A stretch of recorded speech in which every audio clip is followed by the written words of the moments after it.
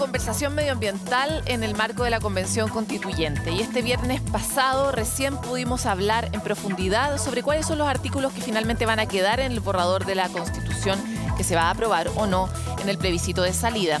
Esto después de una rotunda derrota en su primera presentación, que ahora se revirtió gracias a acuerdos que se generaron en esta comisión, presentando varios artículos, de los cuales 8 fueron aprobados. Acá vamos a mencionar algunos importantes. El primero es el artículo 1, que establece el principio de la crisis climática y ecológica, donde el Estado es responsable de adoptar acciones que permitan la adaptación y la mitigación.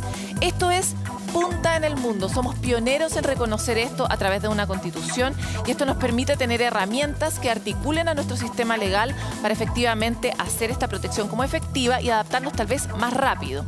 El número 4 consagra los derechos de la naturaleza, es decir, que se respeten los ciclos, la regeneración, el equilibrio y la restauración de la naturaleza. Otro elemento clave para poder mirar, por ejemplo, el desarrollo de la política pública y entender que hay ciertas cosas que no son compatibles con que estos ciclos se respeten, y contemplando que a la base de todo esto está el cuidado de nuestra propia vida también. También está el artículo 20, que habla sobre la gestión, reducción y valorización de residuos, uno de los problemas claves de las ciudades. En este borrador vamos a poder ver un artículo que promueve el desarrollo de una economía más circular. Estos son algunos de los destacados de los que se pudieron aprobar recientemente, pero esta semana va a ser clave para ver qué otros artículos van a entrar finalmente en esta Constitución, que puede efectivamente tener el gran título de Constitución Ecológica. Veremos. Bienvenidos a Desafío Tierra. Bueno, y un estudio publicado por la revista Journal of Animal Ecology reveló que las aves están anidando un mes antes que hace un siglo, esto como un efecto del calentamiento global. La crisis climática tiene distintas repercusiones en distintos niveles, porque las formas de vida en la Tierra están estrechamente relacionadas, ya lo sabemos a estas alturas. Esos hilos invisibles son el centro de investigación del Premio Nacional de Ciencia Francisco Bosinovich, a quien entrevistamos en el marco del Congreso Futuro 2022. El gran concepto que quiso destacar es la idea de colaboración como una habilidad necesaria y básica para poder enfrentar los enormes desafíos climáticos que tenemos en el futuro. Revisémoslo. Quisiera conversar contigo, de alguna forma teníamos una conversación antes de entrar al aire sobre el impacto de la pandemia, ¿no? Estamos en una fase avanzada de la pandemia. Hemos escuchado distintas exposiciones donde se plantea la vinculación entre la salud de los humanos y la salud de los ecosistemas. Y desde ese punto de vista me encantaría hablar un poco del tema que vienes a hablar al Congreso Futuro, que es los invisibles hilos que levantan la vida, ¿no? que constituyen la vida. ¿Cuáles han sido para ti durante este periodo las grandes aprendizajes y lecciones? Lo primero, el título no lo puse yo, así que no me quiero hacer cargo de eso, sino que al revés, agradecer a la persona que puso ese título, porque es absolutamente poético. Mi título era bastante más fome. Relaciones ecológicas, claro, interrelaciones. La fomeada misma. Pero la persona que puso ese título yo le agradezco públicamente porque fue precioso. Ahora, ¿qué hemos aprendido? Yo creo que hemos aprendido en estos días la importancia de la colaboración. Yo quiero enfatizar eso en mi charla, en lo que quiero decir.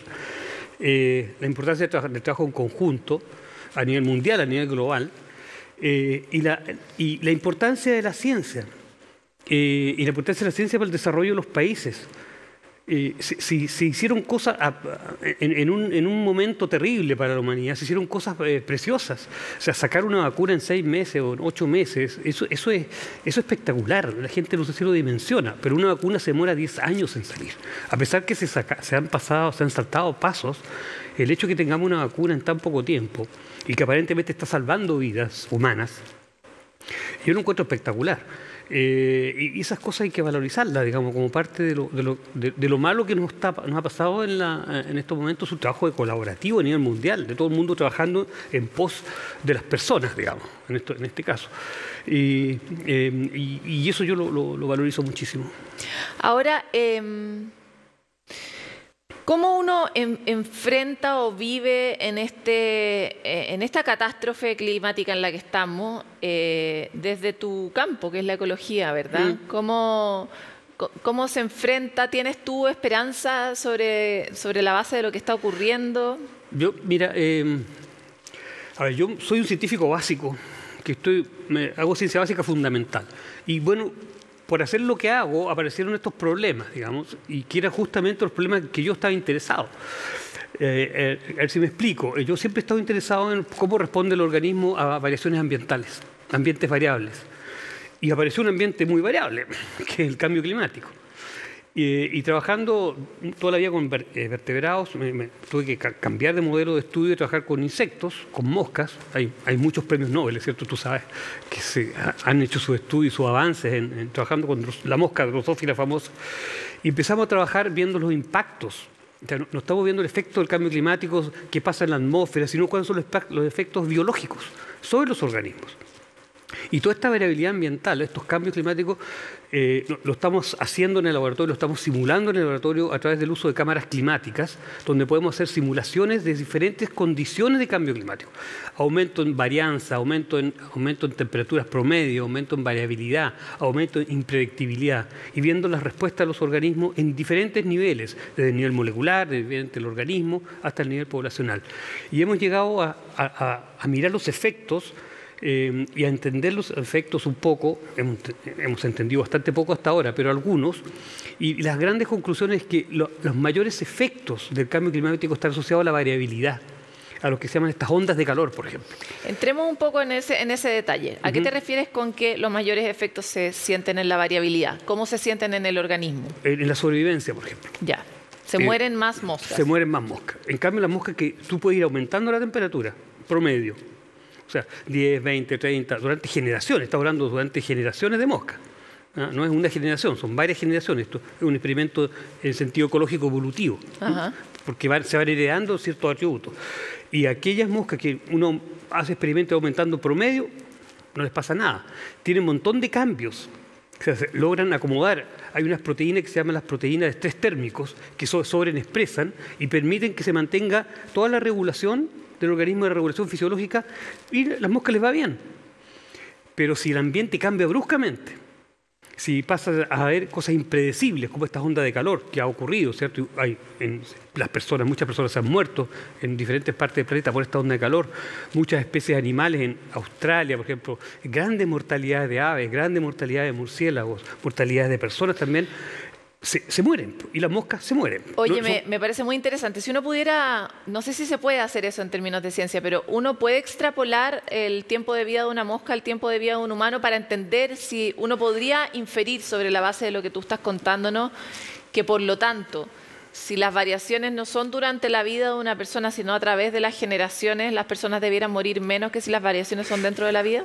Es una buena pregunta, pero no me atrevo a decirte nada, no me atrevo a contestarla. Porque estamos hablando de moscas, ¿no? Un sistema mucho más simple y extrapolarlo a la población humana, más aún que los seres humanos son capaces de modificar el ambiente. A diferencia de las moscas, que uno le fija el ambiente y sonaron, digamos. Claro, igual los seres humanos con recursos pueden modificar el ambiente, los que no. Claro, bueno, en África no sé qué. Probablemente nadie puede modificar su entorno. Claro. Pero no me atrevo a decirlo públicamente, digamos, a responderte públicamente. No, lo mantenemos aquí entre nosotros. ¿Tu estómago qué te dice? Yo creo que las moscas ayudan mucho. Yo creo que las moscas nos dicen mucho. Lo digo porque... Por lo menos, si está lleno de premios Nobel, no más que han trabajado con moscas. El reloj molecular que ocupamos, que nos afecta a nosotros, se estudia en moscas. Lo digo porque cuando uno piensa, por ejemplo, en el cerebro y en la capacidad que tiene el cerebro de evolucionar, y uno mira cómo logramos llegar desde el origen del tiempo hasta ahora con este cerebro, pensamos que tal vez haya ciertas transformaciones en el cerebro que durante nuestra vida no vamos a poder alcanzar a ver, porque tal vez no alcanzamos a evolucionar, pues no tenemos el tiempo para hacerlo. Pero si esto se diera, o sea, podríamos hablar de una capacidad adaptativa del humano mucho más rápida que la que hemos conocido a través de la evolución, por ejemplo. Pero es que hay un tema con el concepto de adaptación. Cuando hablamos de adaptación, yo estoy hablando de adaptación en sentido evolutivo, en el sentido que tiene que haber cambios genéticos que permiten que haya un aumento en la sobrevivencia. Yo también estoy hablando en ese sentido. En sentido evolutivo, ok. Sí, imaginemos que no podamos modificar nada del entorno. Tendrían que... los cambios genéticos en organismos grandes, en organismos más complejos, toman mucho más tiempo. Claro. Se requieren muchas más generaciones. En ese sentido, mira, yo podría esperar lo mismo. O sea, los principios biológicos generales son los mismos. Desde una mosca, una bacteria, son los mismos hasta un ser humano. El problema es el tiempo. Es la escala. La escala del tiempo. Claro. Entonces uno puede especular y puede venir cualquiera y decirme, pero tú estás hablando lecera y yo no voy a poder responder. Sí, no, pero está bien. Sí, uno también puede hablar lecera y uno también puede hacerse estas preguntas porque en rigor igual la conclusión es la misma, no tenemos tiempo. O sea, efectivamente. Porque es tanta la variabilidad del clima que por supuesto que va a haber poblaciones enteras que no tienen acceso a tecnología o cómo enfrentar de esa manera una herramienta para adaptarse al entorno y que van a morir por las olas de calor, por las olas de frío y un etcétera infinito. Y sabes, Paloma, y por los efectos indirectos que uno piensa que esto es directo, aumentó la temperatura, afectó al organismo. Pero no, hay efectos que son indirectos. Ejemplo, con una estudiante de doctorado que se llama Patricia Aldea, hemos estado estudiando abejas. Y las abejas han tenido una gran caída en sus poblaciones, todos saben eso, es cierto, pero el efecto muchas veces es directo por la temperatura, pero puede ser indirecto a través de un parásito que se llama la varroa. Y la varroa parasita a las abejas y las abejas se mueren, pero se produce una interacción entre cambios en temperatura y aumento en las infecciones por la varroa y se producen las mortalidades. Claro. O sea, hay efectos que son directos, efectos que son indirectos, que desconocemos. Sí. Porque esto, no olvidemos que la vida, los sistemas vivos, es una red. Es una trama infinita que sostiene la vida. Es una red de interacciones, claro. Entonces, lo que pasa aquí, si yo perturbo la red aquí, claro, me puede afectar acá. Es como la red de internet, es como una red de semáforos. Claro. Si se corta el semáforo en Portugal con la Alameda, que es donde está la Casa Central de la Católica, el fenómeno no ocurre ahí. O sea, ocurre ahí, pero además puede afectar, no sé, el tránsito en la estación central. De todas maneras. Porque es una red. Francisco, nos queda muy poco tiempo, lamentable, porque me encanta estar haciendo como ciencia imaginaria contigo aquí en este estudio, pero ¿cuáles serían para ti los cambios que esperas ver, el impacto que esperas tener también con tu charla en relación a la conducta humana, ¿no? Que es nuestro gran problema hoy día? Bueno, yo voy a tratar de enviar un mensaje, dos mensajes. Bueno, uno es tratar de definir lo que es ciencia.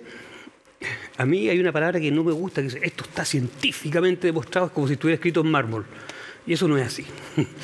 y entonces, me gustaría que eso quede claro para todo el mundo. Que la ciencia es más bien un gerundio. Claro. Y eso es trabajo de los periodistas de DLDL. Está ocurriendo. Sí. Eso lo debe ser cortito. Y lo otro es la importancia de la colaboración. Siempre hemos sido entrenados, o al menos mi generación, al trabajo individual. Tú tienes que ser exitoso, tienes que ver bien, tienes que tener un doctorado, un postdoctorado, bla, bla. Me refiero al mundo de la ciencia. Probablemente al mundo de periodistas es ser parecido. El individualismo prima. Con una gran brecha de ignorancia entre medio, pero sí es parecido. Pero lo que yo quiero que el mensaje, sobre todo para los niños, para los jóvenes, es la importancia del trabajo colaborativo. Sin trabajo colaborativo, y ya lo demostró la pandemia, hay un mundo de pérdida, se pierde demasiado de conocimiento, de oportunidades por trabajar solo. Así que yo creo que quiero que para allá vaya el mensaje, espero que funcione. Y aquí la pérdida no han sido solo conocimiento, innovación, sino también han sido vidas. Absolutamente. Ahora es más grave incluso. Efectivamente. Francisco, te quiero agradecer por esta entrevista. Muchas gracias a ti.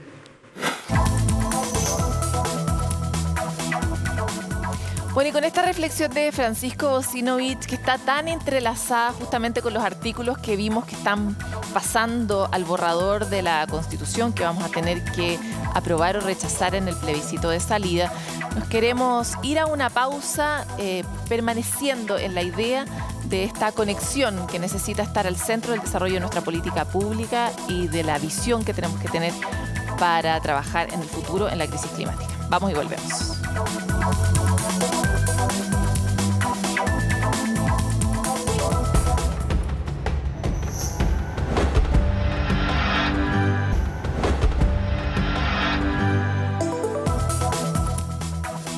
Problemas como la sequía, la contaminación, el atochamiento de los centros urbanos e incluso problemas como la salud mental están haciendo que muchas personas se vayan a refugios naturales. La región de Aysén se ha transformado en uno de los focos de atención porque tiene focos enormes de biodiversidad y tiene una belleza y una pureza natural incalculable. Fuimos a conocer estos lugares de la Patagonia chilena y el informe lo trae la periodista María Jesús Cardenal.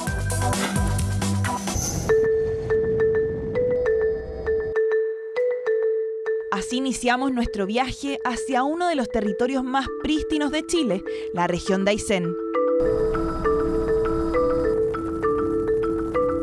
Mundialmente ha sido catalogada un laboratorio natural frente al cambio climático, y ese título se observa y respira en medio de su inmensa biodiversidad, agua y vida. Es tanto su valor natural que el 50% de su superficie se encuentra bajo protección. Este es un lugar que se caracteriza por su belleza escénica, es uno de los lugares, lejos uno de los lugares más lindos de la Patagonia. Y estamos entre medio de dos parques nacionales. Acá colindamos con el Parque Nacional Corcovado y acá prácticamente con el Parque Nacional Melimoyo. Por sus aguas es común ver emerger a imponentes ballenas azules, mientras que en tierra cohabitan zorros, pumas y aves como el martín pescador. Entorno natural, único y privilegiado que hoy busca tener un nuevo resguardo a través del derecho real de conservación. Es una forma de establecer un parque donde los propietarios son verdaderos guardaparques. Lo que hay es una fundación, un garante, un titular, que es el encargado de supervisar, de aconsejar y de acompañar la protección de estos nuevos parques de naturaleza. Esto se basó en la idea de que sea lo más parecido a habitar un parque nacional. Es tuyo, está inscrito a tu nombre, pero está acogido a un derecho real de conservación donde hay un área definida que es el área habitable donde tú puedes habitar bajo ciertos reglamentos de conservación. El 95% de los terrenos de biosfera austral se destinan exclusivamente a mantener la flora y fauna que existe en los predios, mientras que el 5% restante se interviene de manera respetuosa con los corredores biológicos, los cursos de agua y el valor paisajístico que existe en la Patagonia. La naturaleza es continua. En ella, las diferentes formas de vida se reproducen y evolucionan permanentemente. Habitar en armonía requiere cuidar de estas interacciones, interviniendo lo menos posible y planificando a pequeña escala. Elementos que aplican en la zona del Amarillo. Estamos en la entrada del Fundo La Rosa. Este es el camino que nos lleva a la casa principal. Y uno puede ver este tipo de caminos, son caminos de no más de 2,5 metros de ancho, son caminos unidireccionales que prácticamente no intervienen, son de mínimo impacto, si uno los ve volando prácticamente no se ven. Este es un proyecto emblemático para Biosfera Austral, es un fondo que perteneció a Chris y Douglas Tompkins, entonces por todo lo que eso significa para nosotros lo tomamos como un premio, como un desafío y sobre todo para seguir implementando las prácticas que aquí se pueden ver como la agroecología, el manejo del bosque, la arquitectura local, la microeconomía. Entonces son cosas que queremos seguir fomentando y seguir trabajando. A través de planes de manejo, Biosfera Austral busca una mayor sensibilidad con el territorio. Esto con un sistema de monitoreo y planificación que se actualiza cada 5 años para mantener la salud de ecosistemas, considerando las particularidades del entorno. Es como el opuesto a las planificaciones convencionales, donde tú tienes cercos, tienes delimitaciones. La persona que compra tiene el concepto de que estoy comprando 1 hectárea o 2 hectáreas y es mi hectárea y yo cerco mi hectárea, ¿te fijas? Y hago lo que quiero con eso. En este caso es distinto. Tienes que trabajar con leyes de la naturaleza, que son principalmente las vistas, los paisajes que quieres capturar en los proyectos, las pendientes de los lugares, la geografía, el asoleamiento también, un factor muy importante para la eficiencia energética de las casas. Volante a una perspectiva de ave, que vas viendo todo en tercera dimensión, vas viendo la geografía y los ríos, las montañas, los valles, vas viendo todo el avance de la civilización a estos lugares que antes eran mágicos y pristinos, de a poco se van a ir deteriorando con gente, con construcciones sin sentido, con caminos sin sentido. Sobrepastoreo, incendios, monocultivos y el loteo de terrenos han degradado la Patagonia en los últimos años. La región de Aysén experimenta profundas amenazas que se agudizan ante la presencia de salmoneras y cambios en el uso del suelo. Es en la zona de Río Figueroa donde se busca materializar un caso de restauración para devolverle el valor a la tierra. Se están identificando las zonas más degradadas con mayor potencial de restauración. Y una vez terminado ese proceso, que principalmente es un diagnóstico, se comienza con un proceso de reforestación y restauración. Hay un tema estratégico de plusvalía también, de como inversión. Si uno invierte en un terreno degradado, una vez que esté restaurado, este sube de valor, tiene una doble plusvalía. Una por la plusvalía en sí de cualquier territorio en la región de Aysén, y tiene una segunda plusvalía por la plusvalía que te da la restauración. Sanar le trae beneficios a nuestro planeta y a las personas. También nos podría mostrar las oportunidades de vivir y producir a pequeña escala. Hacemos un ordenamiento territorial y la idea es poder en los campos determinar cuáles son las zonas de trabajo agrícola, ganadero, de conservación y de bosque. Este tipo de restauración es súper importante para devolver la ruralidad como forma de vida. La persona común y corriente tiene un rol. La persona que adquiere un inmueble tiene un rol, tiene una responsabilidad respecto del terreno que compra, que habita, que ocupa. El ejercicio de esa responsabilidad es un ejercicio que le va a traer beneficios. O sea, es beneficioso para él, es beneficioso para la naturaleza. Uno podría decir que es win-win, es pura ganancia. Un predio degradado es menos valioso, incluso patrimonialmente, que un predio que está restaurado, que tiene salud ecosistémica. La iniciativa liderada por Biosfera Austral está en el proceso para restaurar más de 500 hectáreas en la Patagonia. Una demostración que el cuidado y preservación de estos entornos naturales sí es posible y que eso depende exclusivamente de nosotros. El cambio climático tiene distintas repercusiones en la naturaleza, especialmente en la conservación de la biodiversidad. El alza de la temperatura está amenazando la vida de distintas especies. ¿Cómo? Se lo queremos explicar en esta cápsula. Estudiando largos bloques de hielo extraídos desde las profundidades antárticas, la ciencia comprobó que el clima del planeta ha variado siempre a lo largo del tiempo. Pequeños trazos de CO2 acumulados en estos hielos milenarios indican que la presencia de este gas afecta la temperatura de la Tierra. Cuando sube la concentración de dióxido de carbono, aumenta el calor del planeta. Estos procesos de cambio climático tardaban miles de años, lo que permitía a las especies evolucionar y adaptarse a las nuevas condiciones ambientales. La diferencia del cambio climático hoy es que el acelerado calentamiento de la atmósfera no es un ciclo natural de la Tierra, sino el resultado de la acción humana y sus procesos industriales, que incrementaron explosivamente el CO2 en alrededor de 100 años. El aumento de la temperatura es tan veloz que no permite a las especies adaptarse a las nuevas condiciones medioambientales. Miles de animales, plantas, peces, insectos y hongos están desapareciendo y peligran ecosistemas completos, lo que pone en riesgo toda la vida en el planeta, incluso la nuestra.